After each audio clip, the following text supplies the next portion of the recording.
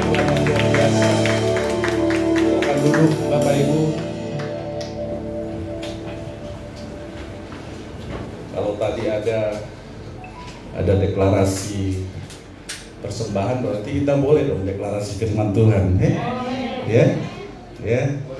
Angkat hatimu karena itu adalah firman Tuhan. Angkat handphonemu, kita bangkit berdiri sekali lagi. Ya, angkat firmanmu. Ya. Ada ya? Oh ya, mari. 1, 2, 3 ya. Aku percaya firman-Mu berkuasa. Aku percaya firman-Mu.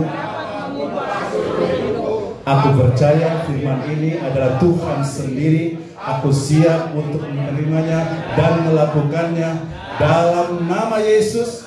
Amin. Tepuk tangan buat Tuhan.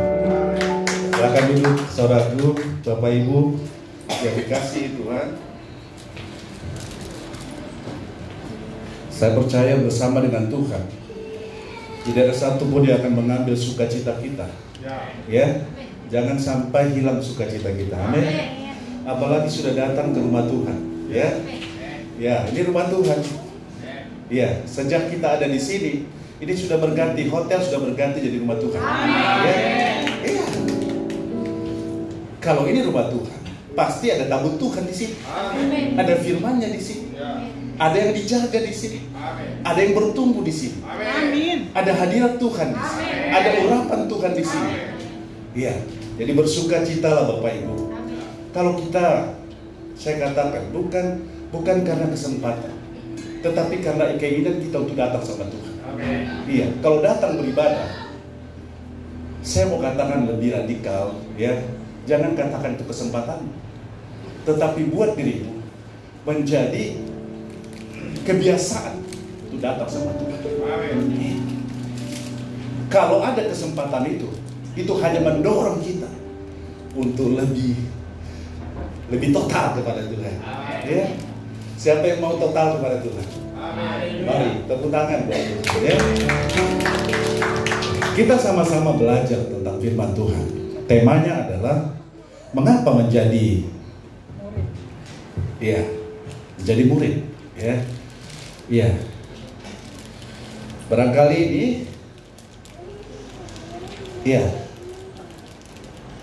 barangkali tema ini bukan sesuatu yang terlalu baik untuk daging, ya. Tetapi saya percaya buat kerohanian kita, spiritual kita, ini yang terbaik. Ya. Kalau yang terbaik buat rohani kita, maka percayalah daging pun akan dulu habis. Iya. Kalau kerohanian kita menguasai hidup kita, dipimpin, maka percayalah, walaupun tadi mungkin tidak enak untuk daging, tapi daging akan dibakar supaya seluruh keberadaan kita menjadi nikmat untuk menerima firman Tuhan. Iya, mengapa menjadi murid? Saya percaya kita merasa, Pak, saya ini sudah jadi murid, bahkan sudah puluhan tahun jadi murid, ya. Secara umum, mengapa menjadi murid? Jawabannya adalah saya mau belajar menerima berkat. Dengan menjadi murid, kita akan tahu sesuatu yang kita tidak tahu. Betul nggak? Banyak kita tidak tahu, tapi dengan murid, dengan belajar, kita bisa banyak tahu. Dengan menjadi murid, kita menjadi kenal terhadap sesuatu yang tidak kita kenal.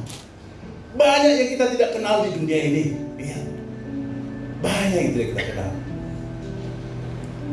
Tapi mungkin saya bisa tahu siapa Raja Arab, siapa Presiden Israel. Bisa karena belajar. Karena menjadi murid, kita bisa melihat apa yang tidak kita bisa lihat. Banyak kita tidak bisa lihat. Iya. Sekalipun aku tidak pernah ke Israel, saya tidak bisa melihat ada di sana. Tapi saya belajar, saya bisa melihat ada di sana. Oh, ada di sana. Ternyata masih ada peninggalan waktu Yesus berdoa di Taman Getsemani. Masih ada laut mati di sana. Masih ada. Belajar. Saya dapat memahami, mengerti. Walaupun tadi saya tidak memahami, tidak mengerti. Karena belajar. Saya mendapatkan sesuatu. Saya diberkati. Yang tadinya saya tidak diberkati. Karena belajar. Tapi nanti kita belajar. Apa wujudnya dari menjadi seorang murid. Nah sebelum itu, kita akan lihat dulu. Siapakah murid itu sesungguhnya? Kita belajar. Yang disebut murid itu siapa? Ya.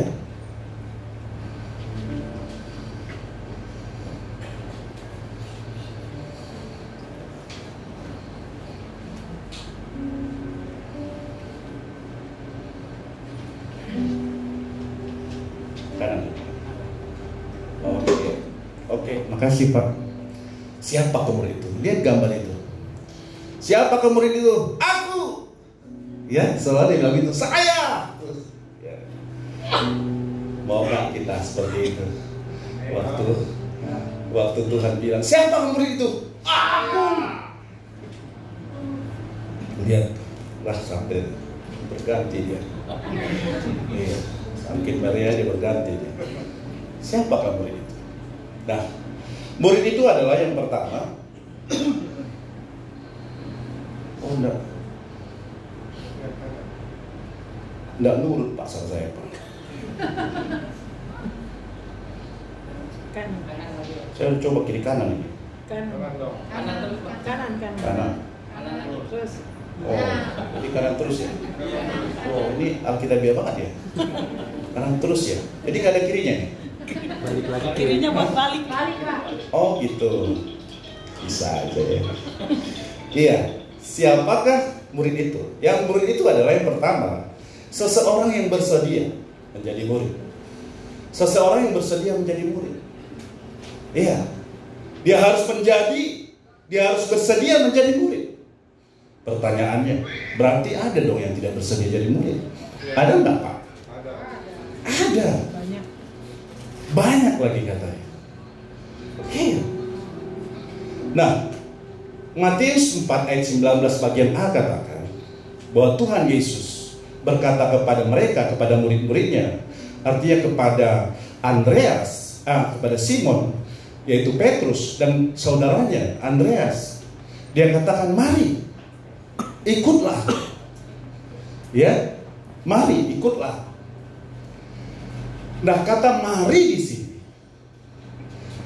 Tuhan tidak sedang memaksa seseorang untuk datang mengikut Tuhan Yesus. Menurut Bapak Ibu kata mari maksa nggak itu? Jangan. Dia ngajak kita. Mari ikut aku. Ya. Bahwa kita ini diberi kehendak bebas. Kita ini bisa memilih mau ikut atau tidak. Ya. Tuhan memberikan hak bebas untuk memutuskan itu. Tapi saya belajar melakukan kehendak Tuhan adalah yang terbaik untuk kita lakukan. Tidak ada yang lain. Engkau boleh memilih keputusanmu, tetapi bukan itu yang terbaik.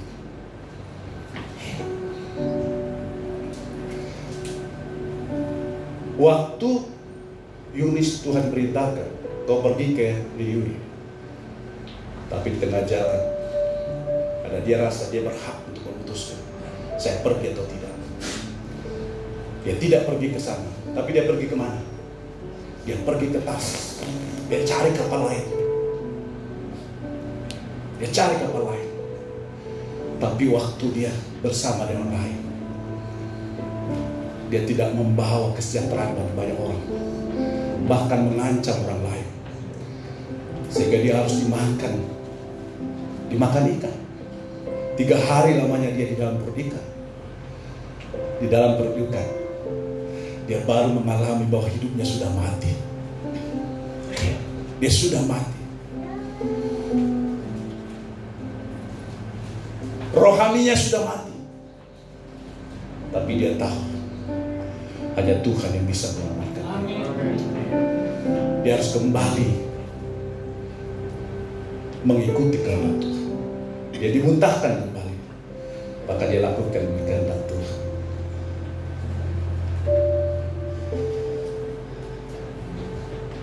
Setiap kita bisa memutuskan kita mau ikut atau tidak. Tapi lihat, keputusan kita tidak menjadi keputusan Tuhan. Tapi saya mau katakan, ketika kita melakukan kehendak Tuhan, maka jadikan itu keputusan. Jadikan itu keputusan untuk mengikut Tuhan. Mungkin ada yang berkata, aku sudah mendengarkan khotbah pendeta, aku sudah datang beribadah, aku tidak membunuh, aku tidak mencuri, aku tidak mengambil bagian orang lain, aku tidak bersaksi dusta, aku menghormati orang tua, tapi tetap tidak mau mengikut Tuhan. Kenapa Tuhan mau tarik kita lebih dalam kerajaan Allah? Karena Dia mau kita mengalami hal-hal yang besar, perkara-perkara yang besar di dalam Tuhan, di dalam kerajaan Allah. Dia tarik kita lebih dalam. Iya. Mungkin ada orang yang merasa bahwa sudah cukup melakukan kebaikan untuk diri sendiri. Mungkin ada yang berkata juga seperti ini, aku di rumah sudah membantu keluarga, aku mencuci pakaian, ya, aku memasak, aku menyediakan segala sesuatu untuk kebutuhan di rumah tangga. Siapa yang tidak sediakan itu? Sebagai seorang istri dan sebagainya. Aku menjaga keluarga. Ada yang bilang, bukankah itu ibadah? Ya, saya katakan itu ibadah. Ya. Engkau lakukan itu untuk kerajaan Allah atau tidak? Engkau lakukan itu tujuan Allah, karena hati Allah, karena hati Yesus. Tetapi Tuhan mau tarik kita lebih dalam, supaya kita mau mengalami perkara-perkara yang besar, yang hebat, yang dasar dari Tuhan.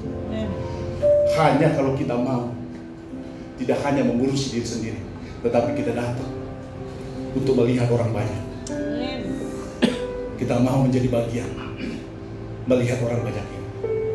Kita harus keluar dari situ.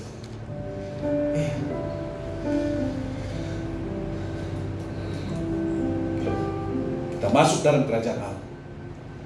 Sebab kerajaan Allah tidak hanya bicara tentang makan dan minum, tetapi ada damai sejahtera di sana, ada sukacita di sana, ada kuasa di sana.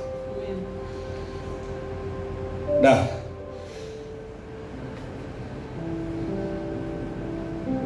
kata murid itu berasal dari bahasa Yunani, yaitu matetes, yang artinya seorang pengikut yang terus-menerus mengikuti gurunya kemanapun ia pergi. Ya, dia diajar, belajar dari gurunya setiap waktu. Ya, nah, bahwa seorang murid harus secara terus-menerus mengikuti gurunya, diajar, belajar setiap waktu. Maka kalau dalam bahasa Inggris, kalau lihat dalam King James Version, kata murid-murid itu ya disebutkan sebagai disciple, bukan student. Ya, coba perhatikan, bukan student. Oh, dia murid-murid, disciples. Ya, nah, jadi eranya zaman Yesus dengan eranya murid, era zaman sekarang tentu berbeda. Kalau zaman sekarang, seorang murid belajar, ya, dia belajar di satu ruangan, di satu tempat. Dan seorang murid diajar beberapa guru, banyak guru. Mata pelajarannya ada biologi, fisika, IPS, matematika, olahraga, kesenian, ya, ada, kalau zaman saya dulu ada sejarah perjuangan bangsa, ya, ada PMP, ya, dan sebagainya dan sebagainya. Iya. Nah, bahkan era zaman sekarang murid itu bisa manggil gurunya. Gurunya suruh ke rumah, dia belajar di rumah, ya suka-suka dia. Bisa begitu? Bisa nggak? Bisa. Bisa. lakukan itu. Tapi eranya Kristus, eranya Yesus, kemana Yesus pergi, murid-murid selalu ikut. Dia ikut kemana yang ikut. Dan gurunya hanya satu, hanya Yesus gurunya. Tidak ada yang lain. Hanya Yesus yang mengalahkan mereka. Yesus selalu hidup buat mereka. Kalau sekarang, apakah Yesus sudah mati? Apakah Yesus masih hidup dalam hidup kita? Masih, Bapak. Jadi dia bisa mengajar kita terus menerus. Ya, supaya kita lebih paham. Tuhan tempatkan gembalanya Pak Yuda, Ibu. Iya, kau bisa melihat Yesus melalui Pak Yuda dengan Ibu Gembala. Bisa lihat. Sangat mudah untuk melihatnya. Kalau karakter Pak Yuda sesuai dengan karakternya Yesus, pasti Bapak Ibu akan lihat itu. Dan itu tidak bisa kita lihat aja Pak Yuda. Semua kita yang di sini akan bisa lihat. Dia di Bapak ini ada Yesus, Ibu ini ada Yesus. Amin. Karena karakternya Yesus, karena serupa dengan Yesus. Amin. Tepuk tangan dong buat Tuhan. Iya. Iya. Jadi seorang murid dia harus berjalan bersama Yesus. Ya, dia harus belajar dari Yesus dan dia harus juga berubah seperti Yesus. Amin. Nah, Bapak Ibu, ada tokoh, ada teologian berkebangsaan Inggris, John Stott. Namanya John Stott. Iya, dia tajam berkata begini. Mengikut Yesus berarti membiarkan Yesus mengarahkan agenda hidup kita. Waktu kita mengikut Yesus, kita ini tidak dikendalikan lagi oleh diri kita sendiri, tetapi dikendalikan oleh Tuhan. Roh Tuhanlah yang memimpin kita tidak lagi. Maka waktu Rasul Paulus jadi pengikut Yesus, ya, dia berkata, hidupku bukan aku lagi, tapi Yesus yang ada dalam aku. Kalau kita masih mengendalikan diri kita, bukan dikendalikan oleh Roh Tuhan, itu berarti kita masih belum mau menjadi seorang. Kita harus mulai taat dan turut kepada kendali Tuhan Yesus. Walaupun itu kadang-kadang tidak enak, walaupun itu kadang-kadang menyakitkan. Tapi mengapa kita tidak ikut? Kalau kita tahu yang suruh ini Tuhan Yesus, saya mau. Saya kalau jelas mendengarkan perkataan Yesus, saya akan lakukan itu. Karena saya percaya saya hari ini bisa berdiri hari di pun.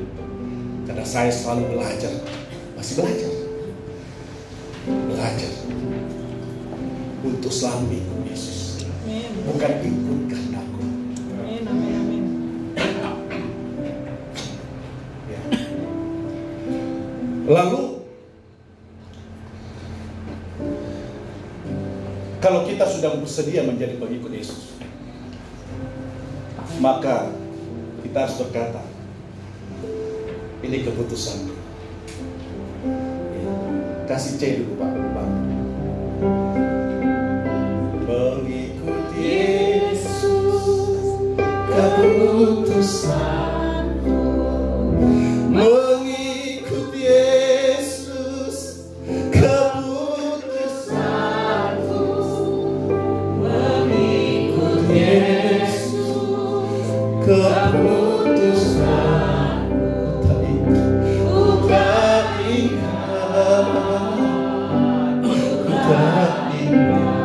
Amin. Lalu siapa lagi?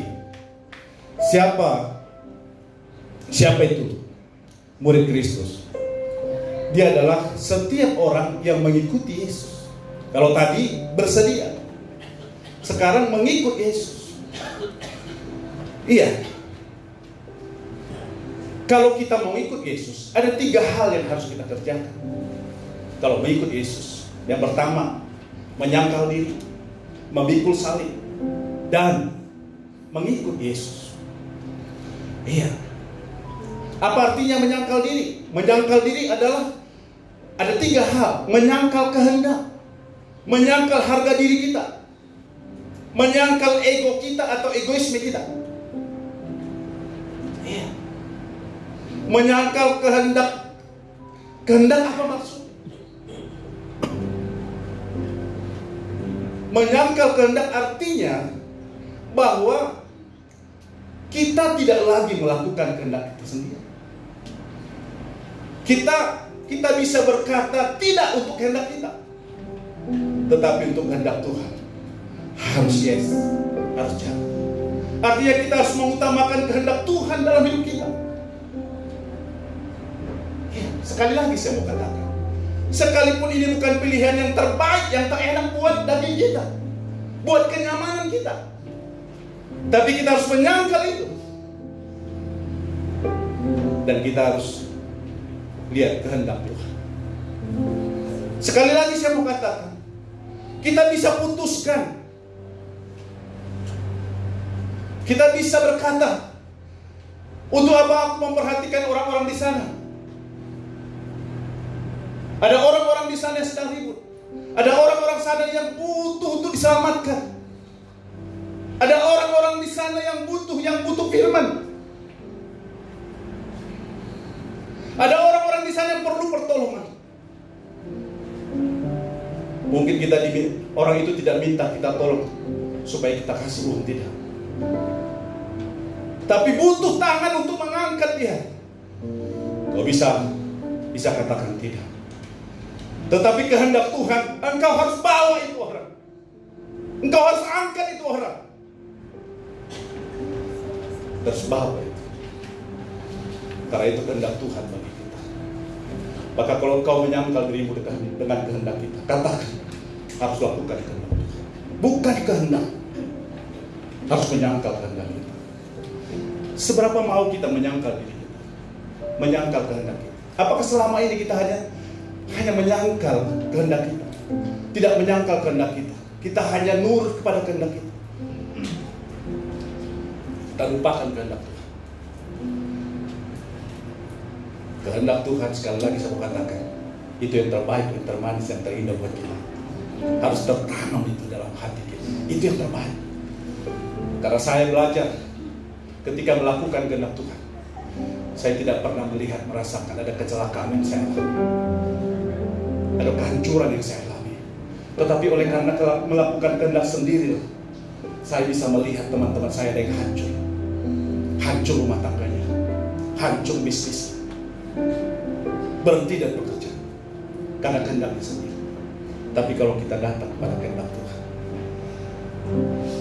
kalau iblis izinkan hancur usahamu, tapi Tuhan pulihkan itu. Kalau iblis berhentikan pekerjaanmu, tapi Tuhan ganti pekerjaan yang baru, yang lebih banyak berkah. Kalau iblis mencoba merusak rumah tanggamu, keluargamu, hubunganmu suami istri, karena suami suka main pinjol, suami suka judi online, tapi kau melakukan kehendak Tuhan, Tuhan akan pulihkan. Tuhan akan pulihkan. Ini bukan janji tinggal janji, tapi ini kehendak Tuhan dalam hidup kita. Iya. Menyangkal harga diri, artinya orang yang menyangkal harga diri adalah orang yang tidak mempertahankan haknya. Ya, harga dirinya, haknya. Kalau saya sudah membantu orang, sudah menolong orang, mungkin hakku untuk menerima pujian. Ya. Kalau aku bekerja dengan baik, etos kerjaku bagus, hebat, aku punya hak untuk diangkat. Tapi kalau kita menyangkal diri kita, harga diri kita tidak perlu gila hormat, tidak perlu gila jabatan. Ya, sekalipun kita mengikut Tuhan, kita harus dihina. Ya, kita mengalami siksaan, kita difitnah. Ya. Saya tidak tahu apakah Pak Yuda ini pernah difitnah, tapi saya percaya itu tidak masalah buat dia. Saya percaya pasti seorang hamba Tuhan direndahkan, iya. Kau harus menyangka harga dirimu, tapi harga diri itu serahkan, taruh kepada Yesus. Dia akan ubah itu kesedihan menjadi sukacita. Amin. Kau direndahkan, maka Tuhan akan tinggikan engkau. Kau dihina, maka Tuhan akan memuliakan engkau. Menyangkal ego, egois. Iya. Artinya bahwa kita harus mengutamakan kepentingan bersama, bukan kepentingan sendiri. Iya. Bang, tolong matikan lampu ini. Soalnya saya nggak suka terang. Bukan. Ini contoh. Ini contoh yang egois maksudnya. Iya. Orang butuh terang, tapi dia minta gelap. Dia minta remang-remang. Egois namanya, Pak. Ya. Bapak pasti kalau sudah dimatikan tadi, ini Pak Pendeta sangar banget ini. Pasti egois gitu kan? Itu egois. Jangan karena kita senior, maka perkataan kita yang harus diikut. Jangan karena kita sudah puluhan tahun, maka tidak ada yang boleh membantah dia. Itu ego, egois namanya. Tapi harus lihat, datang cuma itu, harus mengutamakan orang banyak, mengutamakan kepentingan orang banyak. Iya. Sekalipun gelap ini sakit itu matamu, iya, karena memang engkau sedang mengalami kelainan, ya. Saya bilang kelainan, kau tetap harus ikuti, karena banyak orang yang diberkati karena terang ini. Iya, tepuk tangan. Sekalipun terang yang ada padamu bisa menyakiti orang lain karena dia tidak ikut Yesus. Ada orang silau dia melihat terang, tetapi banyak orang yang diberkati karena terang yang ada pada dia. Yes, amin.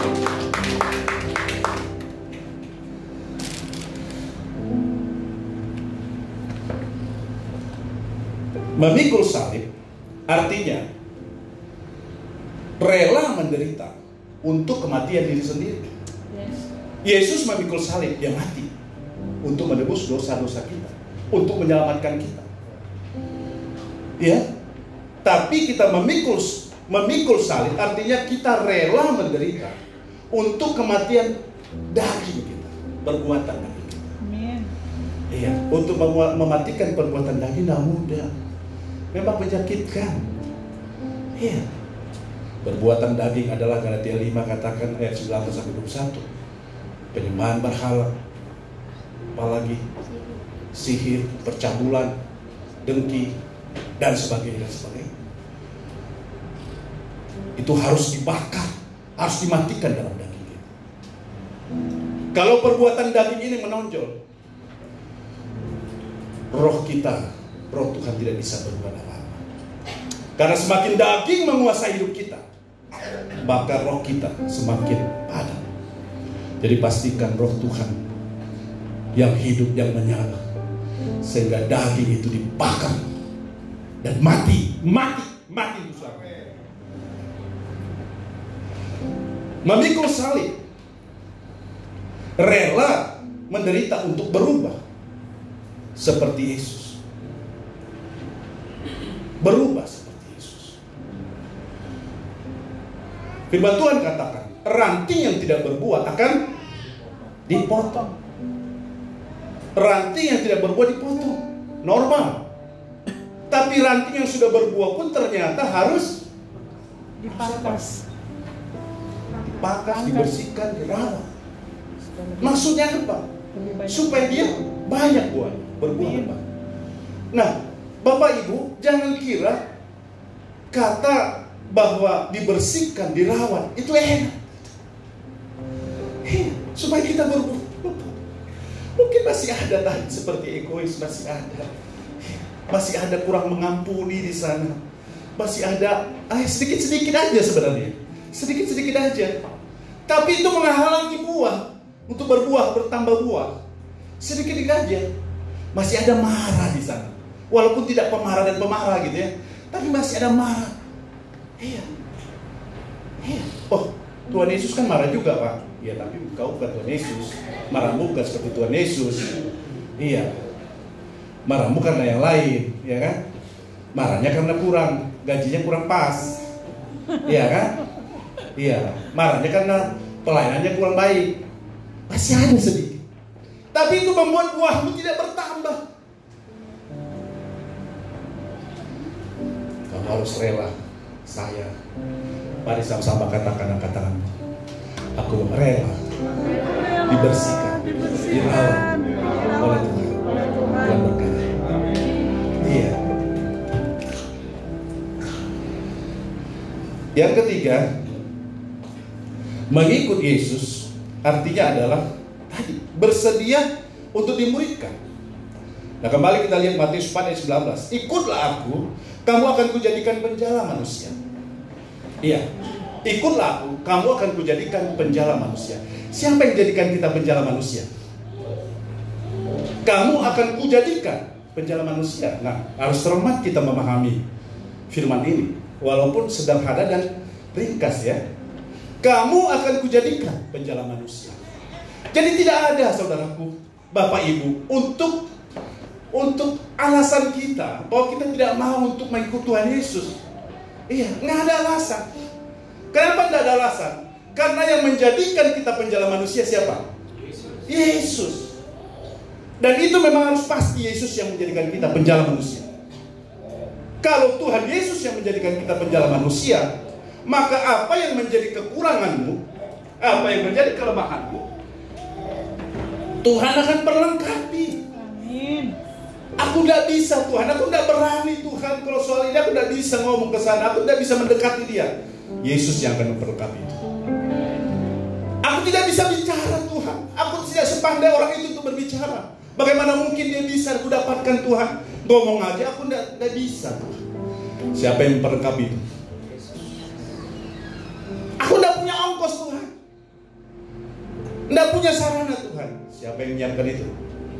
Yesus. Walaupun hari itu nggak langsung ada kalau dia, tapi karena usahamu yang besar untuk Yesus, tiba-tiba ada teman ngajak, mau ke sana kan? Ayo dong. Selalu ada jalan bersama Yesus.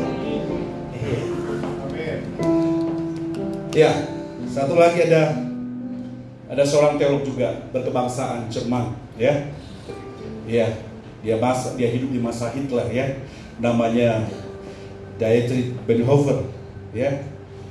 Ya, dia tajam juga berkata tentang kekristenan tanpa pemuritan adalah kekristenan tanpa Yesus. Iya.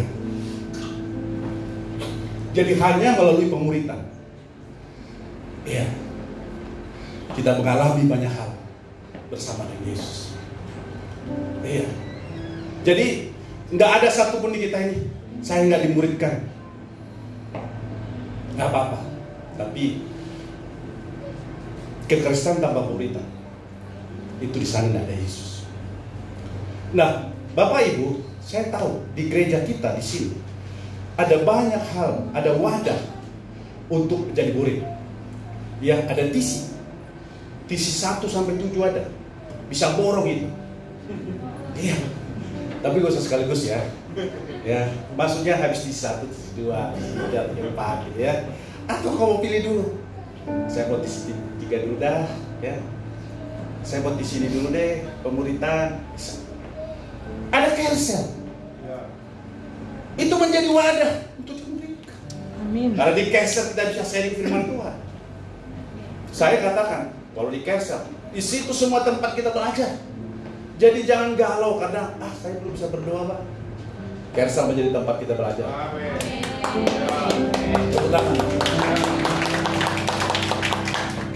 Kersel salah satu tempat kita untuk mengaplikasikan apa yang menjadi firman Tuhan dalam hidup kita. Saya mau katakan, justru dalam Kersel saya bisa lihat teman-teman saya yang katanya saya nggak kerja Pak, kita berdoa, Kersel berdoa di sana. Ya, berkali-kali. Minggu kesekian dia bersaksi, saya dapat kerjaan. Jangan malu untuk bersaksi di Kersel. Jangan harus dapat reward dulu baru Kersel. Hari pertama dia datang Kersel sambil nangis dan dia bersaksi, Pak, sekarang suamiku tidak mau gereja dan suka marah-marah. Dia nggak malu katakan, karena saya yakin Kersel menjadi wadah yang bisa menyimpan rahasia iman kita, bukan untuk dikonsumsi luasan, tidak. Amin. Dan saya memang yakinkan itu kepada pemimpin Kersel. Tidak boleh. Tapi sukacitanya kau boleh sebarluaskan. Tapi Amin. yang menurut kita itu kelemahan dia, noda buat dia, stop. Hanya di sini. Yang kita lakukan adalah berdoa buat dia. Amin. 1 bulan 2 bulan kemudian dia sudah bawa suaminya ke Kersel. Itu bukan hanya Kersel yang saya awasi, yang saya pimpin, sudah ada 100 lebih. Wow. Itu dimulai dari 4 Kersel. Iya.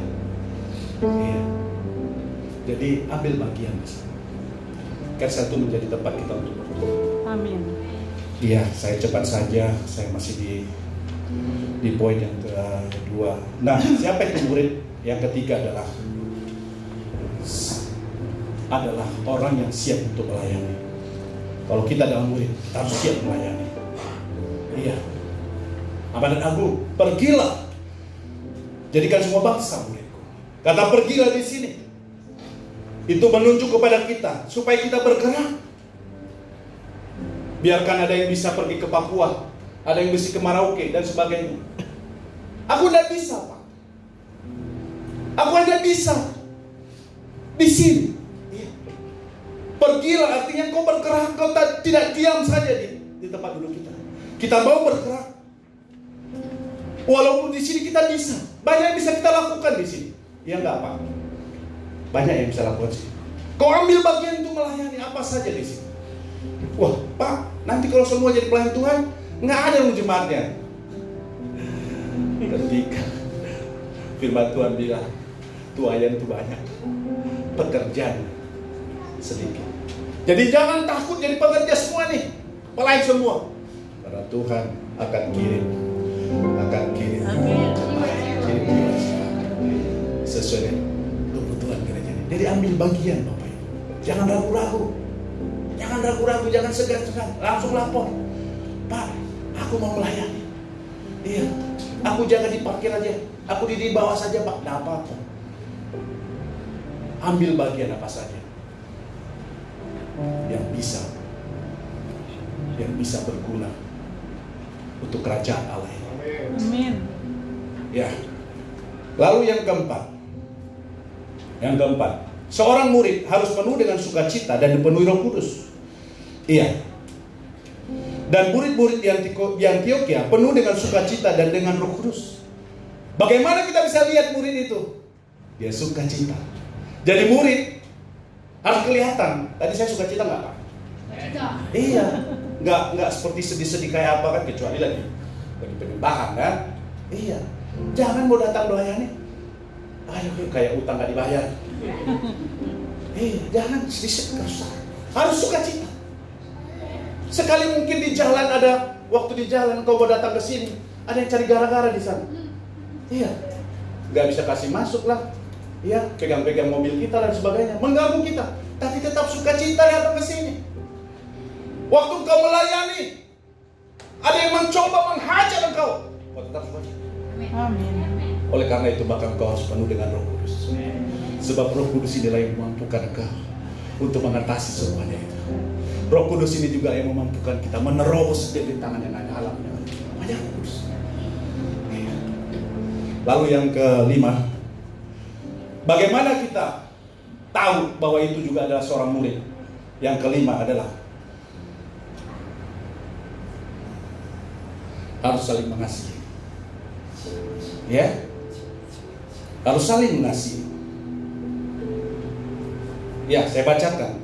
Dengan demikian semua orang akan tahu bahwa kamu adalah murid-muridku, yaitu jika kalau kamu apa nih? Saling mengasihi.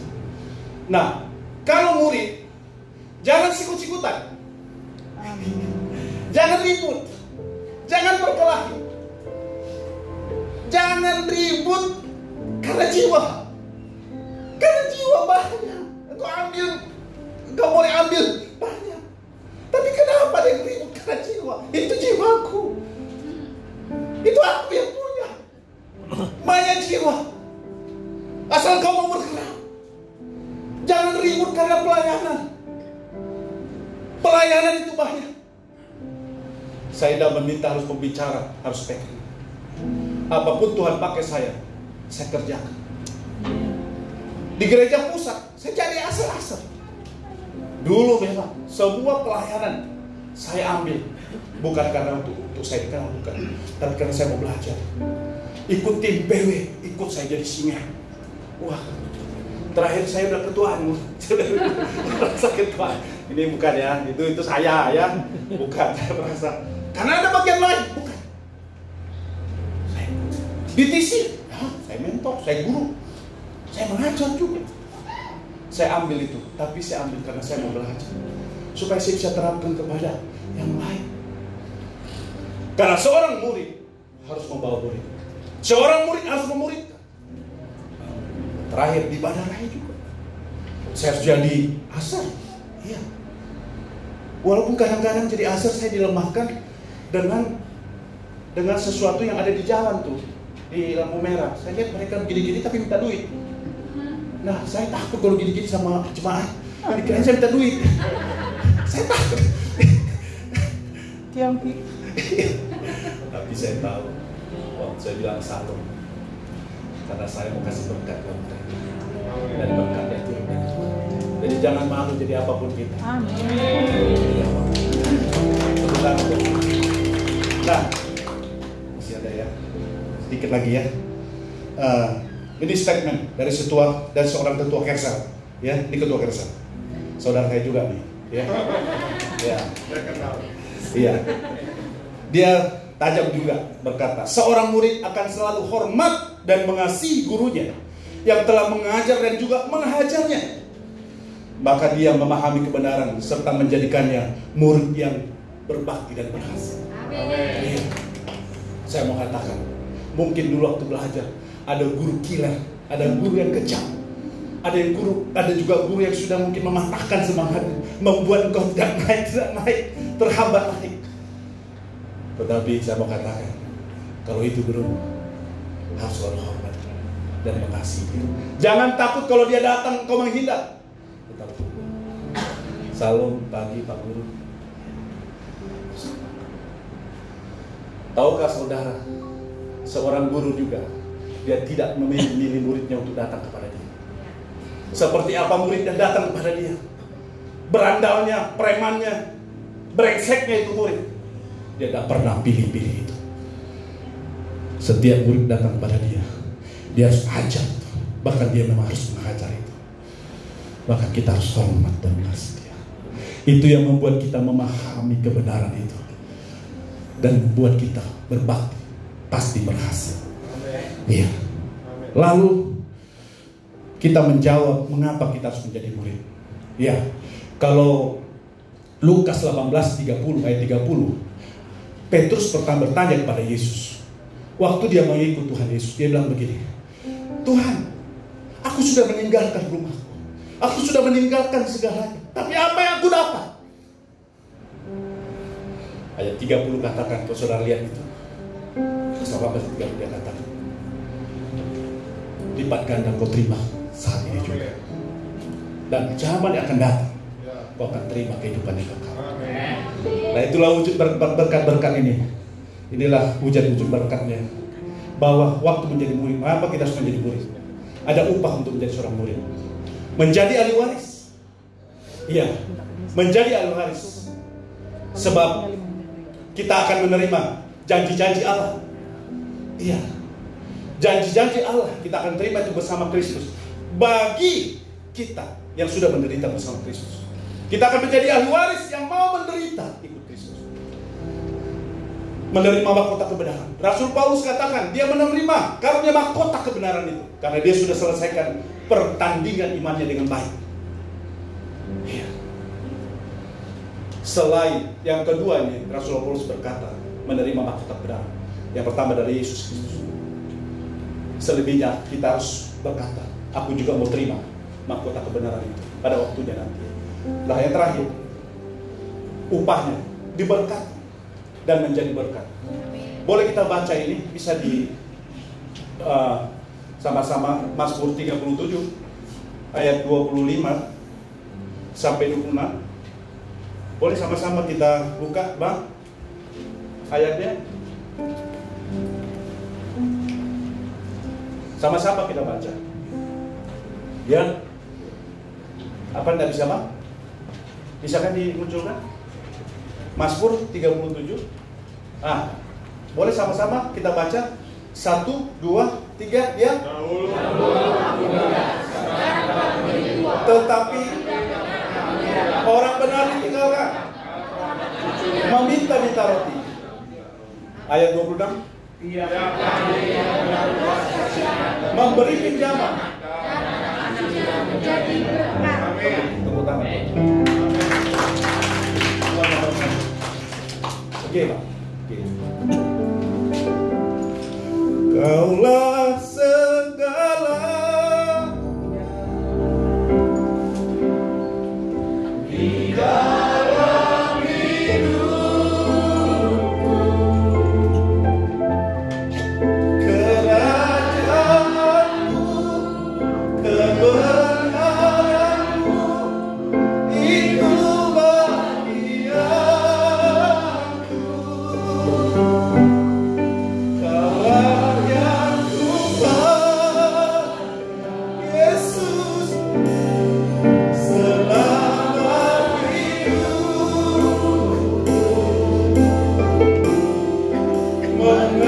mengasihimu, memuliakanmu, Bapa yang rajaku. Ya, musik saja membantu kita menikmati kehadiran Tuhan. Bolehkah kita bangkit berdiri? Yesus Tuhan, terima kasih. Terima kasih atas setiap pesan kepada kami. Bapak Ibu, saya tahu perjumpaan kita tidak selalu, tapi perjumpaan bersama Yesus akan selalu ada. Karena perjumpaan kita sama-sama saudara. Saya mau ajak Bapak Ibu, kalau seiman, sepakat, sepikiran dengan kita, sebab Tuhan yang akan melakukan ini. Apa yang menjadi perkaramu, persoalanmu, engkau hanya fokus kepada Tuhan. Engkau boleh angkat tangan. Engkau boleh angkat tangan, sebab Tuhan yang menjawabnya. Engkau boleh perkatakan kepada Yesus apa yang menjadi pergumulanmu tadi. Karena dialah segala-segalanya bagi kita. Tidak ada yang lain. Hamba tidak pasti untuk mengatakan ini, tetapi terimalah kepastian dari Tuhan, pemulihan dari Tuhan.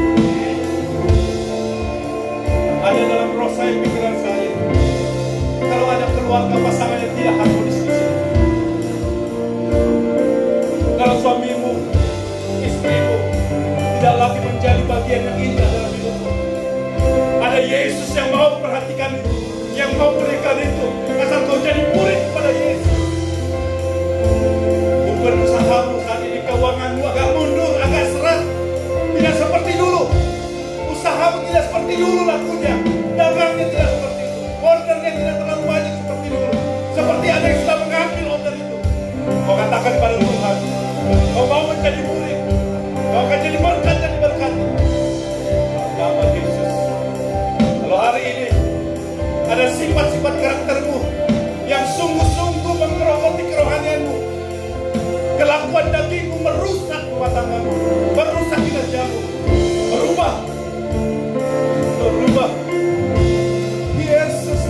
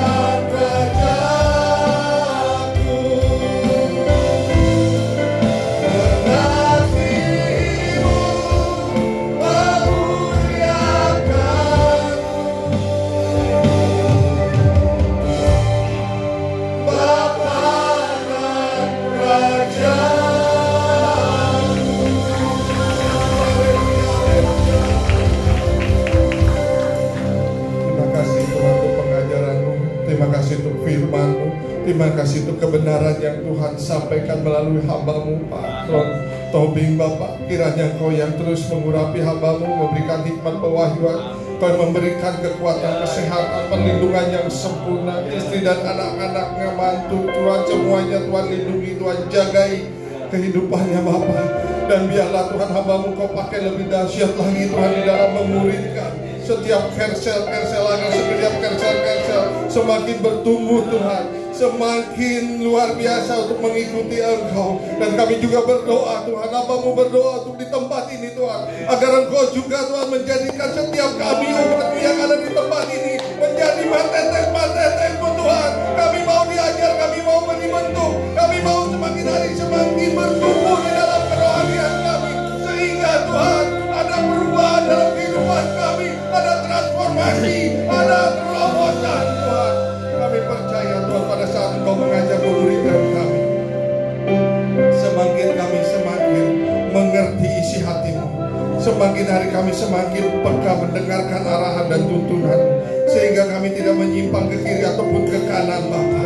Terima kasih, ini umat-Mu, ini gereja-Mu Tuhan.